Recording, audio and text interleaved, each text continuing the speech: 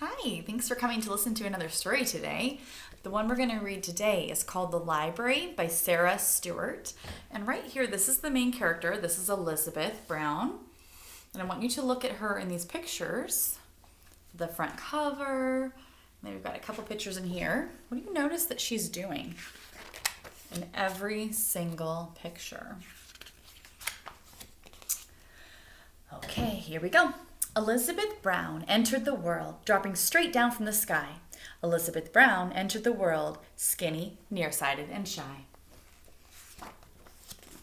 She didn't like to play with dolls. She didn't like to skate. She learned to read quite early at an incredible rate. So you can see her in the baby cradle right there. So she learned to read quite early. It was incredible or hard to believe.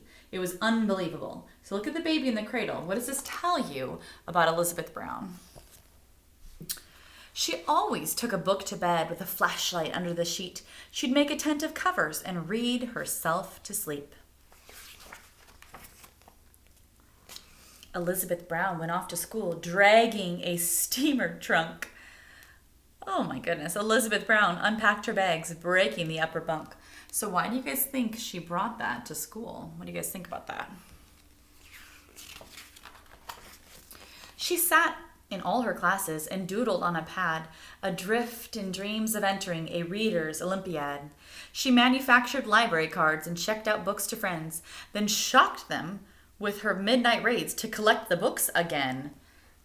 So the Olympics is a contest for the best athletes in the world. So what do you think a reader's Olympiad might be?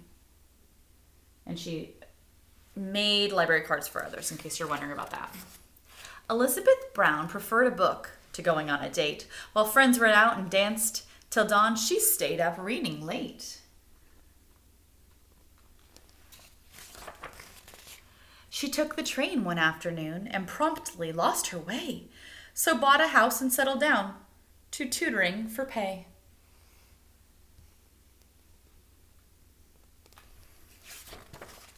Elizabeth Brown walked into town summer, fall, winter, and spring. Elizabeth Brown walked into town looking for only one thing. She didn't want potato chips. She didn't want new clothes. She went straight to the bookstore. May I have one of those?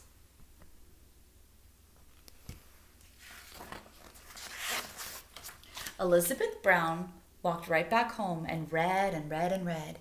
She even read while exercising and standing on her head. She made a list of groceries and tucked it in her book, then lost the list among the fruits and left with nothing to cook. She read about Greek goddesses while vacuuming on the floor. Attending only to her book, she'd walk into a door.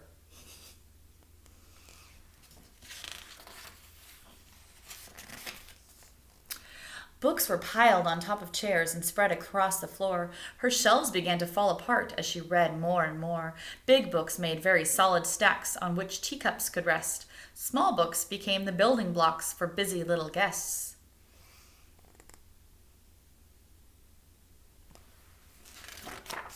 Oh my gosh, you guys. When volumes climbed the parlor walls and blocked the big front door, she had to face the awful fact she could not have one more. So finally, Elizabeth Brown had to understand that she couldn't have any more books. What problems does she have with all these books? How could it get worse? Elizabeth Brown walked to town that very afternoon. Elizabeth Brown walked into town whistling a happy tune. She didn't want a bicycle. She didn't want silk bows. She went straight to the courthouse. May I have one of those? The form was for donations. She quickly wrote this line, I, E. Brown, give to the town all that was ever mine. Oh my gosh. Elizabeth Brown's free library. So what has happened to her home, you guys? Oh, cool. Elizabeth Brown moved in with a friend and lived to a ripe old age. They walked to the library day after day and turned page after page. What can you guys tell about Elizabeth Brown's friend and their friendship in these pages? After page. Oh, I love that story. What a good one. I hope you enjoyed it as much as I did. Have a great rest of your day.